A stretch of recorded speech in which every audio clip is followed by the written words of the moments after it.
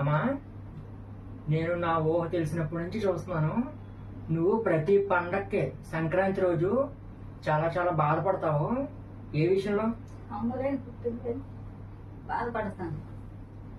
Okay, అమ్మలేదు కదా. సరే. నా ఊహ తెలిసినప్పటి నుంచి చూస్తున్నాను. ప్రతి సంక్రాంతికి మా అమ్మ బాధపడుతుంది అనమాట. నాకు నానమ్మ లేదు, అమ్మమ్మ లేదు, తాతయ్య లేదు. మా అమ్మ ప్రతి పండక్కి ఇంటి దగ్గరే ఉంటది. అందుకే మా అమ్మకి ఎంతో ఇష్టమైన ఆపు.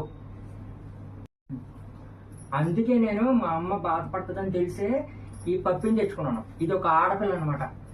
ఇది నీకు దేంతో సమానం చెప్పు ఒకసారి.